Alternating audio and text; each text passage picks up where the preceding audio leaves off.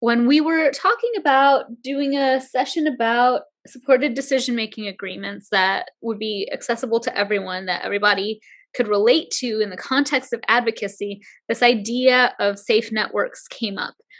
And that's kind of the first step, right? And in many cases, people talk about, even with policy or like strategizing change, reach out to your allies, which is another form of safe networks. And so I just would like us to think about, as we go through this session, like who are in your different circles that you can trust in different ways, because there's different kinds of trust as well. And so just kind of put it in your back pocket, or take notes right now, or as we move through the world. This isn't just applicable to supported decision-making agreements, it's applicable to everything. And so I just think it's so wonderful to talk about this. I think it's really timely and important, and I'm super grateful for both of you being here. So I will turn it over to you and take it away. Thank you very much again, Jesse and Travis. Thank you. I just wanted to let everyone know that my name is Jessie Doherty. I am with the Governor's Council on Disabilities and Special Education, and I am a program coordinator. And I do apologize for the blue glare on my glasses. I'll go ahead and there we go. That's better. So my position at the Governor's Council is mainly focused on employment and the Living Well grant, which is to advance the developmental disability shared vision to allow for everyone in Alaska, including those with disabilities, to have the life they choose, where they choose, and how they choose. So we wanted to align all of our work to really be a collaborative effort to move that forward and push that needle over. I am in partnership, very grateful for Travis Noah, who I will go ahead and have him introduce himself. But he's been an amazing partner in orienting me to the supported decision-making process and concepts. And we were so grateful to be invited to provide this panel and to inform other people of the safe network concept that we were hoping to provide. Go ahead, Travis. Hello, everyone. As Jesse said, my name is Travis Noah. I recently just changed positions. So actually my job title is an independent living advocate for Access Alaska. I also had the luxury, though, of working with Jesse in several other avenues. I am on the Work Matters Task Force for people with disabilities and seniors in the state of Alaska. I am also a member of the Governor's Council for Disabilities and Special Education, as well as a member of the statewide Vocational Rehabilitation Committee. So I have a huge range of knowledge in the disability sector of our government. But supported decision-making agreements is something that actually Jesse approached me on. I need a partner to help present this, and I'm not as knowledgeable because Jesse had just come in to the Gus Council at the time, and she wanted somebody to help her with this project. So I was honored that Jesse even would ask me to do this, and we will go through that. Jess? So sorry, I just wanted to flip up our PowerPoint here.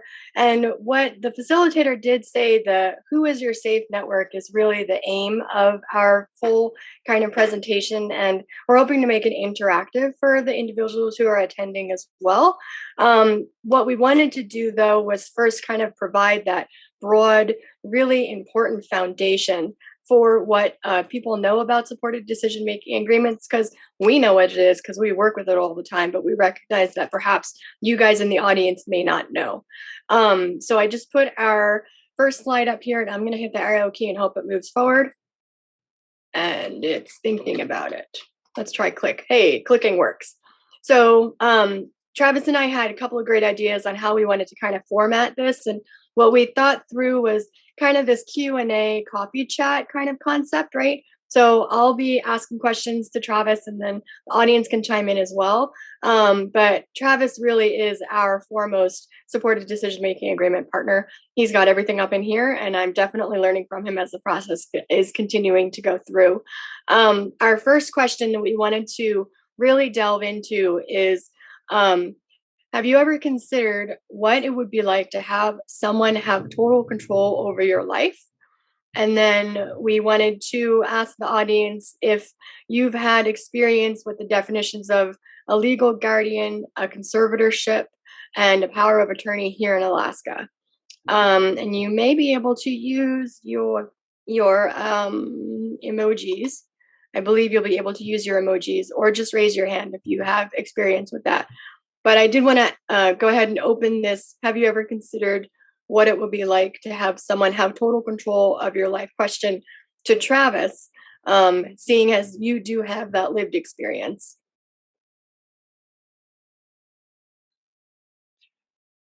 The answer to that question is yes. And it wasn't a consideration for me. It was almost dictated to me when I was turning 18 and trying to see where my life was going to go. Again, this was way back before the supported decision making agreements even existed, or for that matter, the shared vision even existed. Um, when I was moving out, the agency that was supporting me at the time said to my parents, "So, who in the family is going to be the guardian of Travis?" It wasn't even brought up that I could be my own, even though that's what my family wanted. They immediately were told, said, it's going to be Travis. And the agency fought back and said, who in the family is going to do it? Like somebody with, I have cerebral palsy, folks, and somebody with my type of challenge, because I hate the word disability. I'm going to put that out there right now. I don't see myself as disabled. Um Normally has an intellectual challenge as well. So it was automatically assumed that I couldn't think for myself. So somebody tried to take control away from me before I even had a chance to have control. That sounds really difficult, Travis, and I'm so glad that we were able to approach you, or I guess you were able to find the idea for supported decision making agreements. Can I ask, and this is kind of a side question, but what was your first experience with the supported decision making agreement when you were first kind of encountering it? Honestly, uh, mine was a bit unique in the sense that my previous employer actually got a grant from the mental health trust in a couple of the locations to try a pilot project to see if supported decision making agreements would work. As part of that grant, my former position was peer advocate for the entire organization. As part of that grant, it was requested that an advocate be part of the steering committee to design how supported decision making agreements would work. So I didn't even have one at the time. I didn't know what they were. I was just thrown into, oh, hey, Travis, we got this grant, and part of it requires that the advocate be a part of the steering committee to help design this program. Wow, that's so cool. Could you remind us when that was? Like, what year was that? That was probably, oh gosh, 2017, I think. That recent then. Okay. So in relation to the question then, what was your family life like between pre SDMA and post SDMA then? Well, that in the context of what you're asking here, Jess, that's a little bit of an unfair question because I have a unique set of circumstances. I had a family that never believed in being my guardian for me. They always believed I was going to be capable of things, and that's what they pushed me to do. And SDMA, however, allows me the ability to, as an adult, if I need their advice without having to get a power of attorney or other things, which we will go into a little bit later, to go to my family and legally let them assist me with what I need. Do they already do that? Yes. But this gives them the legal background. And again, we'll go into that later, but that's what this does. So then, relating back to the title of our presentation about Safe Network, you would consider you may have already kind of had that formed organically with your family and friends network? Yes, that's a guarantee, which is what in my case, that's why I say it's a little unfair, because I already had a support network where even my family and friends who are part of my SDMA said to me, "Why are we doing this? We already do this for you anyway." Right. Right. Thank you. Sorry, I just threw those extra questions at No, that's fine. That's context fine. keys. So we can move on to the next slide. If I can get the mouse to work. There we go. So kind of going back a little bit, maybe just one step, supported decision-making agreements, we know them with the acronym SDMA, which Travis and I have been using interchangeably. They are also called SDM, supported decision-making. We wanted to kind of hear in your own word, Travis, what is a supported decision-making agreement? I think we may have already kind of gone over that, but maybe just a small synopsis. And then why do they matter? And also, we want to just make sure to emphasize that sometimes when people hear the words supported decision making agreements, they think individuals with disabilities. And we just want to emphasize that that's really not the case. It can be for any individual who needs support to make a decision and they want to be able to rely on that safe network that they've established within their family or friend or coworker groups. So, questions to you again, Travis, is SDMA, what is it? And also, why do they matter? That's actually really easy. Again, SDMAs are supported decision making agreements. And the key word there is an agreement. Okay. They are an alternative as far as people with disabilities or even elderly are concerned, or anyone is concerned for that matter. But in this context, they are a way for somebody who has difficulty with anything that they choose to admit that they have difficulty with to get support for them to make educated decisions. But that is the key phrase here. They still get to make an educated decision. This is not a form of guardianship. Okay? This is a way for somebody who needs a little extra help to make decisions based on life changes, either an accident or they end up with a brain injury that causes them to have trouble remembering every little detail or whatever. This is a way for them to get the support from people that they trust to make their own decisions. But the key phrase to that is it is their choice, it is their decision. It is not anyone else's decision. Right. That's very true. And we may go into this a little bit later in the panel presentation, but supported decision making agreements can be for a multitude of different reasons, like you said. I think one of the examples that we had gone over just in preparation were some individuals would like another person there to support them for medical decisions if they have trouble understanding those medical terms. Or, for example, if we're looking at someone who needs some support with financial decision making as well. Just I know we talked about all kinds of scenarios and stuff to kind of throw in, but those are the two big sticking ones that are just coming out right now. Did you have any other examples you might want to throw out there? Yeah, health decisions. Just general health decisions. Yes. Okay. As in, let's say your doctor comes to you, and again, in a supportive decision making agreement, and this is the huge point that everybody needs to realize, it's not just for people with disabilities or elderly with uh, memory issues. Anybody can have one. Jessie could have one with me, as in, she come to me and ask me for a favor that could be turned into a supportive decision making agreement between her and I, where I support her with whatever she asks that I feel comfortable with. But if a doctor says you need to make better health choices, but somebody has trouble making those health choices, they can choose somebody that they trust to help them make those decisions.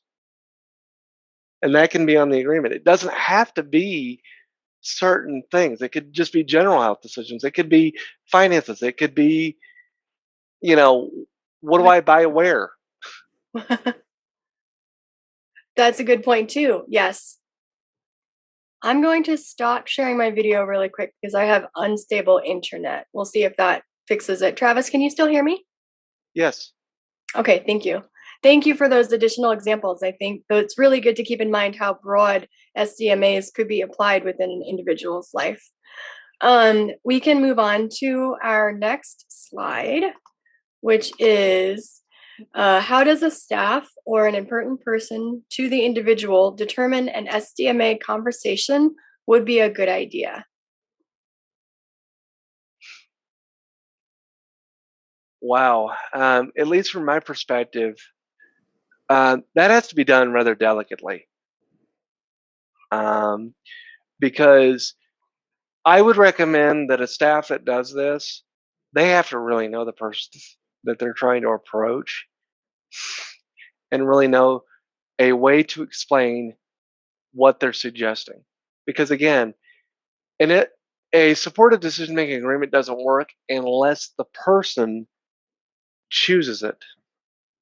It's not something that you say, well, you're going to have a supported decision making agreement. If the individual doesn't agree, and I'm sorry about the background noise, that's my dog, um, you're not going to get anywhere. It's just not going to happen.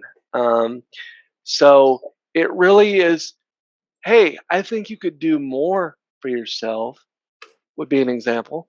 And here's a way I think you could do that. What do you think? That's But you oh don't want to push it. yes, yeah, we did talk about that a lot off camera to make sure that the individual understands the implication of the supported decision making agreement. While it is support from your supporters, that's the technical term of your supporting network, right? The network of people that you rely on for the advice. There is a legal component to it as well. Not only are there some worksheets to go through just for the individual and the supporter to establish the specific realm of need, but also that it would get signed and dated, and there's a whole deal. The Disability Law Center has a whole process that they need to go through to make it applicable in a legal construct. For example, if you want to bring your supporter with you to a medical appointment. Is that how it was for you as well, Travis? Yes. I went through it. I did the worksheet with a friend because unfortunately the worksheet had to be done offline. So she helped me fill it out the way that I wanted, and then they sent it over to disability law. Disability law does all the legal jargon that's required. Anyone that goes for a supported decision making agreement doesn't have to do that. Disability law does this automatically, and they will fill it out that way. Then they will send back the redone one. You go through it, make sure it's done, and then it gets legally notarized by a person that's authorized to be able to do that. And then it becomes a legal document. Okay, that sounds amazing. So from your perspective then as an advocate, um, or as a staff person, how would you move forward for a person that you think perhaps could use an SDMA? You mentioned being very delicately about it, but would it be a verbal discussion, or would you be looking more to provide written information or a link to a website or things like that? Well, that's a double-edged sword. Um, because if it's an individual that's their own guardian, you're going to do that very delicately in a conversation in some way that that individual is going to understand. Now, there is a caveat to that. If the individual has a guardian, the guardian has to be willing to support this idea, because if the guardian does not sign off on the agreement as an idea, it can't happen. Right. I know we're going to get into that a little bit further down the line as well, but I think I just want to make that point right now about we had talked potentially about someone who does not have that support network as well. I Mhm. believe that's a question further down the line, but just to kind of think about that, to really think on your kind of organically grown support system that you might have, but perhaps the individual that could use the SDMA may not have quite yet. But we'll talk about that a little bit later. Thank you, Travis, for your elaboration on things. And I keep throwing you extra questions. I'm so sorry about that. Don't apologize. It's fine, Jess. So we actually did just start on this one. I must have gotten ahead in the presentation that's running through my head right now. But the question that we had for the next slide was, how do we start to discuss an SDMA with an individual? And I liked what you said about the delicate situation. Do you find in your experience that it's very different for a young person to talk about an SDMA versus an elder? Or if there's a difference between an individual who's living, say, with their family versus in perhaps a group situation? Are those very different attempts that you would like to kind of talk on? Yeah, they are and they can be. They are um, when you're dealing with a group home situation. That can be a different dynamic. You can also have somebody who lives in a group home like myself, who is their own guardian, but you can also have somebody that has a guardian that lives in a group home. And again, um, it really depends on the type of guardian that you have too, because if you have a state guardian, the state guardians are all for this, as long as they feel that the person can understand what is being discussed, because they like people to gain more independence. The family guardians, though, sometimes are not, because they're afraid of the individual hurting themselves. Easy way to think of that is dignity of risk. If anyone's heard that term before, sometimes family guardians can be concerned about dignity of risk Yes. and where that comes into play. And if folks have not heard of dignity of risk, can you maybe take a moment to explain what that means to you? Yeah, dignity of risk means letting the person take a risk and fail. And I'm not talking about something drastic. I'm not saying something like Travis will go to a 50-foot cliff and drive his wheelchair off of it with him sitting in it. That's not a safe risk. But a risk that I'm talking about would be um, Travis will start budgeting, and if Travis gets too low, then Travis will learn the consequence of, if he doesn't pay his bills, what happens. Spaghetti. Exactly. Right. That's a really great example. I am curious about perhaps your experience in speaking with the support network for. So I know that you have yours established, and you've worked with many individuals who have had an SDMA kind of being generated with their own needs. But if Hmm. the supporter is asking questions about what the SDMA means for them, how would you go about kind of elaborating on what their part in the whole process is? Okay. I would elaborate by saying this will allow you to be able to retain some dignity, for one, and be able to make decisions with a support network that you choose who those supporters are, that can help you understand the areas in which you need support, but give you advice that'll help you to still continue to live on your own in the way you want to live. Well said. That's very well said. Thank you, Travis. Keeping that in mind moving forward, then really thinking about who is your natural support network, in looking into your individual, making sure that the person that so obviously this wouldn't be you as the advisor doing that, but the individual would want to choose someone to be their supporter that would provide positive information and not become a burden to the decision making process then, correct? Correct. Okay. Okay, thank you. And again, too, we want to emphasize that that's not always family or friends. But sometimes the family could be a very negative opportunity for a supporter. So the individual would be able to choose their own supporters with this process.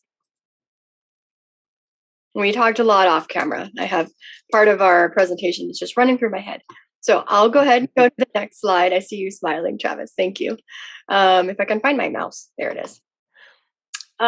So again, I think this is kind of dovetailing into that prior conversation is how does the individual determine who is in their safe network? Like we said, it could be family, it could be friends, it could be coworkers, it could be someone who lives with them or around them, neighborhood friends, things like that. Travis, maybe you could talk a little bit more on what the safe network is meaning in this context and how that could be applied to the SDMA. That is a big question, and I have an answer. And forgive me, folks, it's going to sound a little bit loaded, but the honest truth of this is, when you say safe network, we're talking about individuals that when they ask someone for advice, they're not given advice that could be detrimental to their mental, social, and physical health, that could be dangerous to them. You want to, the person wants to make sure that they have people in their lives that will support them in living the life they choose with the supports they direct, the way they direct them. Doesn't matter what happens. Because the supporters also have to understand, and this is a key point, the supporters have to understand they're just providing advice. They're not saying you need to do this and that's what you're going to do. They're just providing advice. They can't be somebody that's going to turn around and say, either you do this or I'm leaving. That's not a supporter, that's a director. That is an excellent distinction. Thank you, Travis, for bringing that up. That's something that really needs to be put out in front of, I think, the individual when naming those safe network supports, and having that mentality move forward. I think also we had talked briefly about, I keep making hand movements and realizing you can't see me, I'm sorry.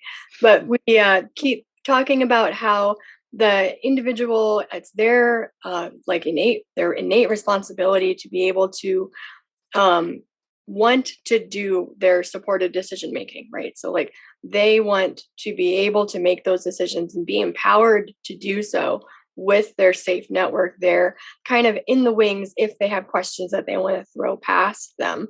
So I think having that positive personality within the safe network is just integral to that decision making process.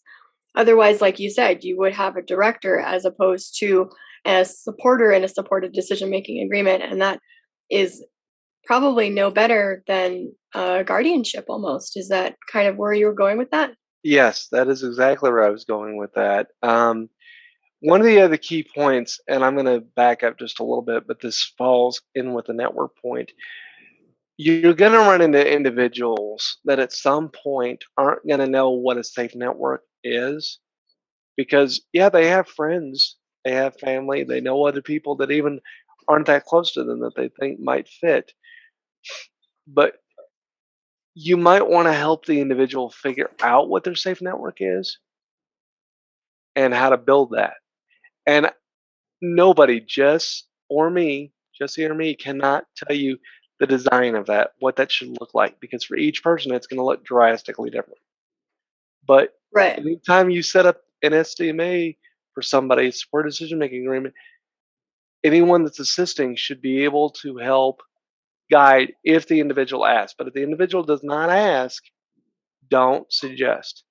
Don't. Oh, that's a really good point. Yeah. Yeah. Only have answers if asked. That's a really great point. I wonder too, Travis, perhaps you could elaborate a little bit on if an individual has multiple SDMAs in different realms of their life. Would that be the same safe network, or would that perhaps be different individuals? And then, not to put too many questions at once, but is a sweet spot, like a sweet number of individuals as a safe network, or too many cooks in the kitchen, or not enough cooks? What are your thoughts? Um,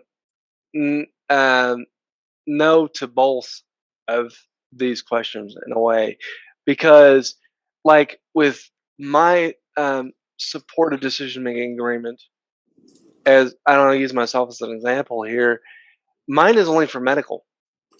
That's all my supported decision making agreement is for. Reason being, if something happens to me medically and I'm cognitively impaired, and I can tell that I am, and usually I can if something is happening to me medically, then I have a team of people around me that I can call down the list that I know are going to support me making a decision and go through it. Now, that being said, there are individuals that only have one supporter. There are individuals that have 30 supporters. It doesn't matter. But not all 30 of those supporters have to help with everything. You can designate what support you get from where. And when you do designate that, that doesn't mean either that when you ask for support, the whole team has to come together at once. It's not required.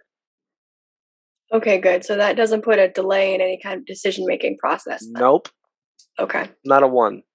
Okay, good. Thank you, Travis. I have another question to ask, and I think it might be on the next slide. So I'm going to advance us and see if it's true. And if not, I'll loop back around in a second. So let's see. This is the next question I thought it would be. So, what if the individual's guardian does not agree with having the SDMA? How would Uh, you go about mediating that situation? Well, myself, I would want to sit down with the guardian first and ask, what is the concerns? What is the biggest issue? And try to figure out what the concern is for the guardian. And each one, sometimes it's different. But usually, what I've found in my professional career of doing this is just lack of understanding. It's not that you're relinquishing everything, it's just giving a little bit of freedom to the individual to start making decisions to show a pattern of positive behavior sometimes. Um, and then it can develop. But in a lot of cases, it generally is just lack of knowledge of not knowing that this is not a be all end all. And let me be clear about something right now. Sometimes, and I didn't say this before and I realize I should have, sometimes it's going to be determined that a supportive decision making agreement isn't going to work for that individual. Or the individual themselves is going to say, no, I don't want that. I'd rather have somebody make a decision for me.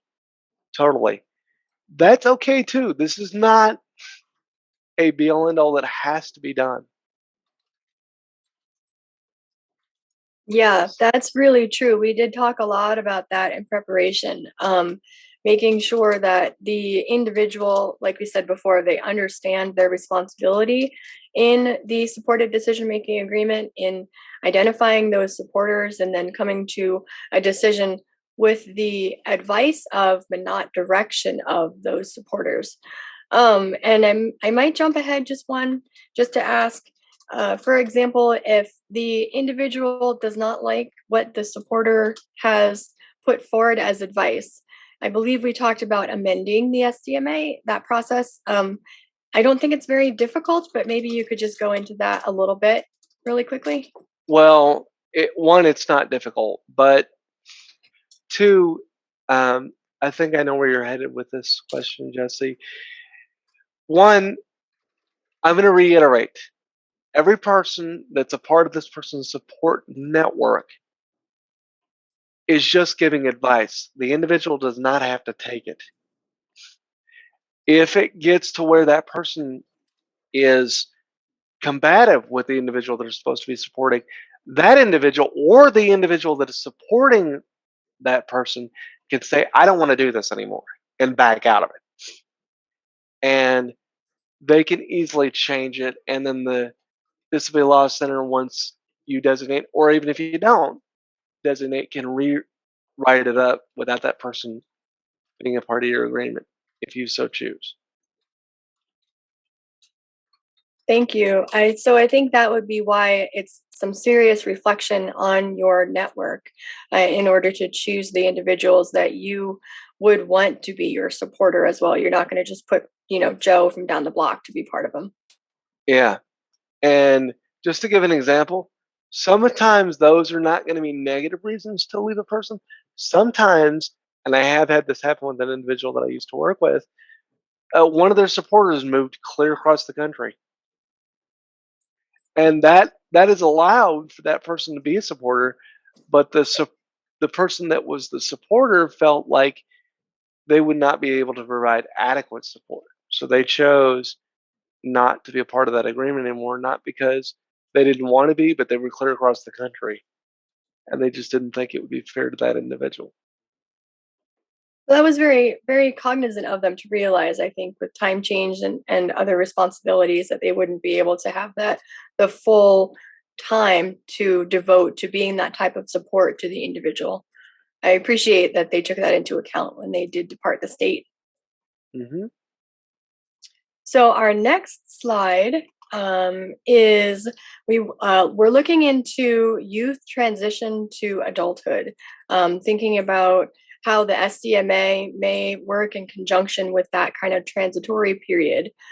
Um, and I know that we talked a lot about this in previous meetings, just kind of talking through how this could be implemented. But just as a thought for you, Travis, to kind of break the pipeline between being a kid and then being in a guardianship situation. And then I'll just let you go off of that point right there. Well, I mean, this one is actually fairly simple, folks. If you think about it, um, youth in transition, most youth that are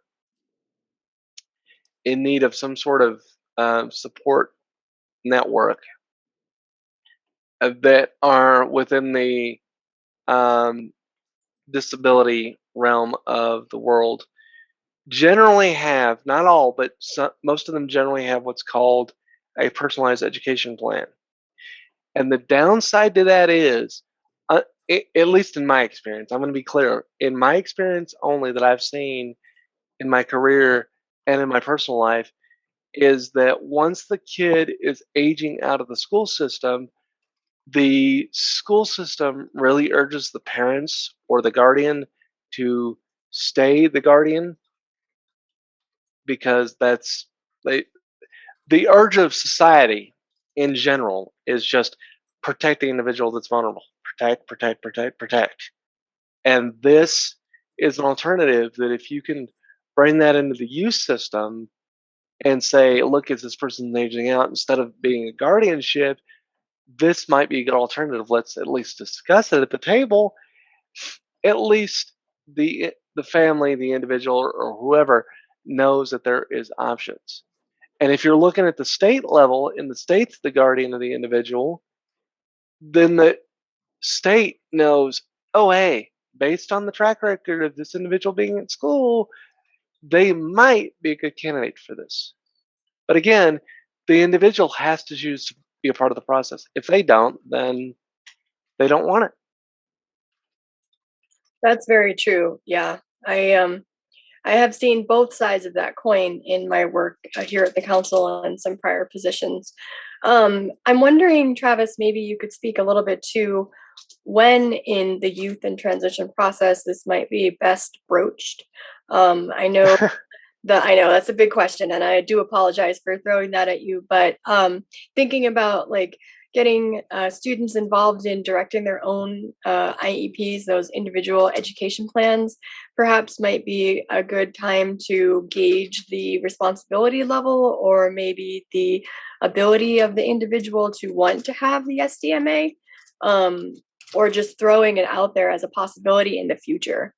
Are Just you okay? I want to ask a clarifying question here, Jesse, just to be sure. Are you asking for my perspective, or do you want what are you looking for specifically? from your perspective as an individual who's gone through the SDMA as an adult, would it have been a greater opportunity for you to have heard about it as a youth in transition, like a high school student, or would you have preferred to learn about it when you were a little older? Huh. Well, and okay, purely personal, folks, on this one, but in my opinion, the earlier the better. I would have liked to, if this had existed when I was going to high school, I would have liked to start hearing about it my freshman year and start learning about it. And then my mom dad, and everybody sit down and we go, is this something we want to put in place? Now, knowing my family, they would have been like, why are we doing this? We already do this for you anyway. But I still would love to know that that option is there and have years to figure it out, because it's hard to come up with a support network at the last minute if you feel that you can do this with the right supports, but you don't know exactly how to find a supporter at first. Right. And naming those natural supports is sometimes kind of difficult if your friend group has drastically changed between school age and adulthood, or, COVID, all of Right. those, right? And for me, I know of a coach that I would have loved to have asked to be a supporter. And I know him. If I had known, he would have. And my family would have loved him to be a part of it, because he taught me a lot and supported me through a lot. So, the, and he wasn't part of my family, but he was a coach in my life. So, if I had known that that was there, I could have had one then with my parents' support and started making those decisions. That's a really good point then, Travis. So you mentioned knowing about the supported decision making agreement earlier on would be really beneficial to kind of understanding the process, but just um, from your expertise, maybe not from a legal perspective, but just in general, when can a supported decision making agreement be established and legalized? Do you have to be 18, or can you be younger? You, as an really, it's meant for adults, Okay. uh, more than a child. But knowing about it earlier is better, because Okay. even if, think about this, folks. And I'm really glad Jesse asked this question. Trying to come, as I said a minute ago, trying to come up with all the support network people that you might want to come up with is hard to do right at 18, because you have to start figuring out who, how do you determine for yourself who is your trust point? What do you consider someone you would trust with your life or with these decisions to help you give honest, safe, and true advice, because these people really care about you. If you don't know that, the more time you have to learn and develop those skills to figure that out, the better before you become an adult. Right. Oh, that's so powerful. Thank you so much, Travis. And I know I keep asking you all these extra questions, but it's just stuff that comes up as we're talking. And I think it's just great to have that organic time to talk. I'm gonna move us down. It's 1:43, and I know we wanted to leave a little time at the end for folks to have Q&A if there were any questions that came up during the presentation. So I'm gonna move us down to our next slide, which is in the future, what if the individual is no longer comfortable with the SDMA in place just at all? And then we had talked briefly about the SDMA supporter network wanting to change those as well. So Travis, how would you go about kind of navigating that situation? That's well, for me, as an advocate, I would ask the person why they're not comfortable first, um, because I strongly encourage supported decision making agreements. Um, but I want to know what the circumstances are, and I want to see if I could guide them to get them to feel better about it. But ultimately, even with me guiding that person, if they decide they don't want it anymore, then that's their choice. It's easy to remove. You can get it removed. You just contact disciplinary law. They'll help you through that process, because again, it does become a legal document. And everybody that is on the support team has to get notarized that they agree. But it's totally the individual's choice.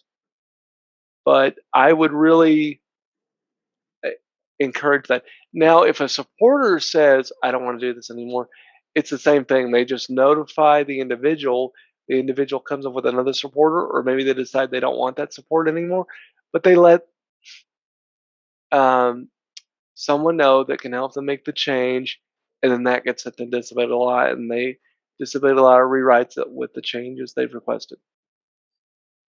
So then just to clarify, we had said before, if there are no supporters to start out, there is no SDMA possible. And so at the end, then if there are no supporters, There's no SDMA. Exactly. Right.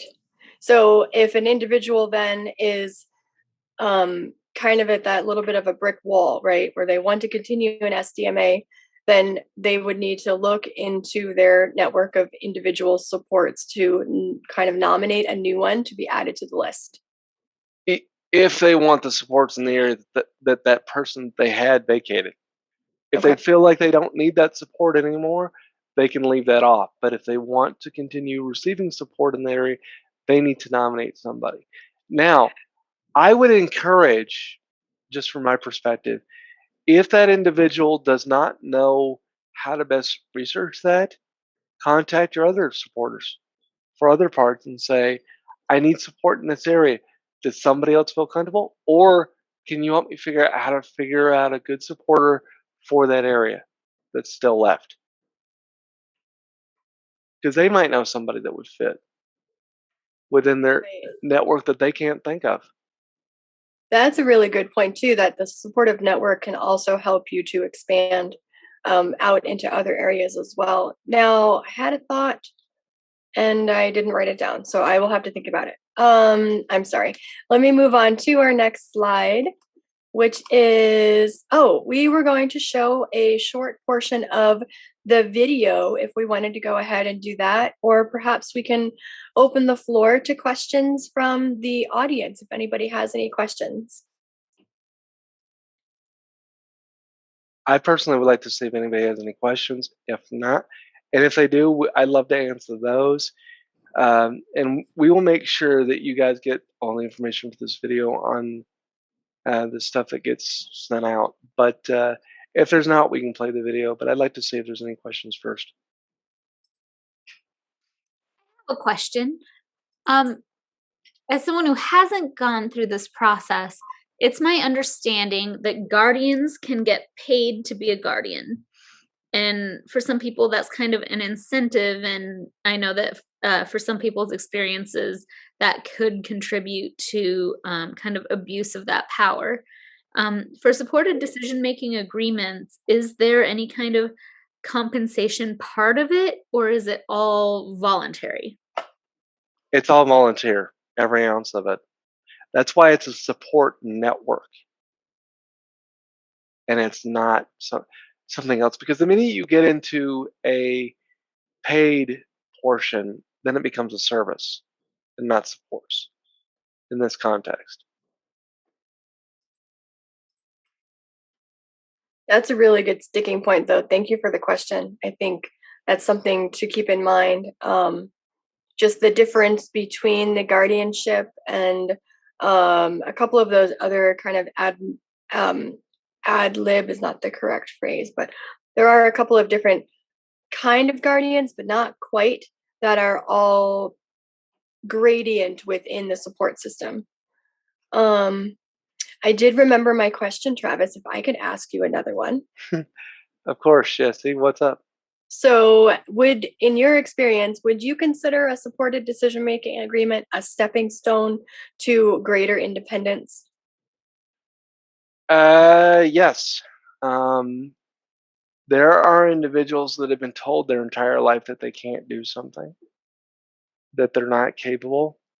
And this is a way to prove that. And I can say that not just from my own experience, but I've helped an individual in my career, and I'll never forget him, that was a ward of the state. And the state basically said he can't be his own guardian. I worked with him for, I'd say, about a year. By the end of that, he became his own guardian with a supporting decision-making agreement in place, and now has moved out of state and lives with his fiance in Arizona. So in other words, he got his own guardianship back. He's guardian over himself. But that's what this agreement allowed him to prove, is that he can do it. That is definitely an amazing story. I love that you were able to share that. One other thing maybe then would be the national applicability of a supported decision-making agreement. I know we kind of talked a little bit on that outside of the presentation, but it's applicable here in Alaska. And if your friend moved to Arizona, then what does that mean for his SDMA?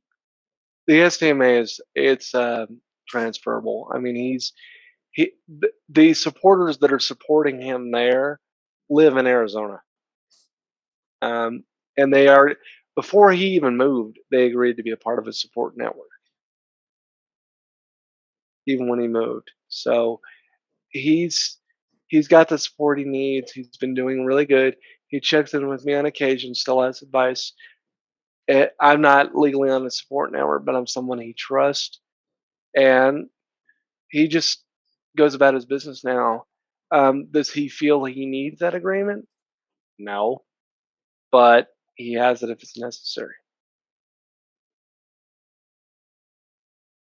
That's so amazing. Thank you, Travis. Did we have Mm-hmm. questions from the audience?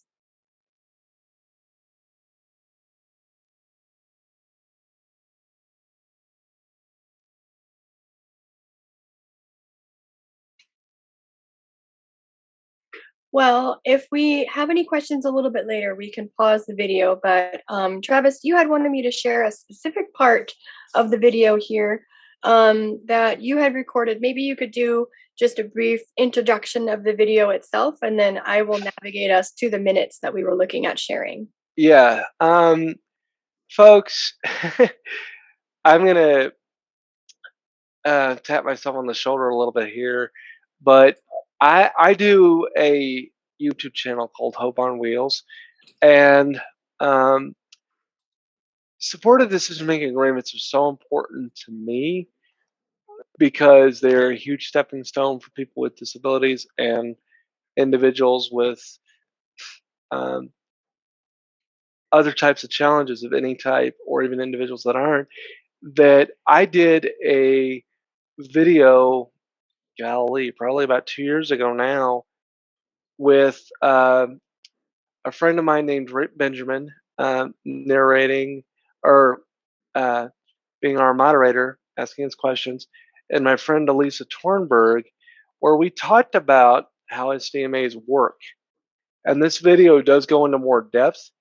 Um, if I remember correctly, Jesse did put the link to the channel and everything like that in our presentation, so you can easily look this up and watch the whole video. But the snippet that we'll go into is just how SDMAs kind of work and the navigation aspects of it. Okay, so I'm going to hit play and hope that this is shared correctly. And then I will fast forward us to 2 minutes and 30 seconds was the one that I had identified as being the clip you were looking for. So let's hope it works.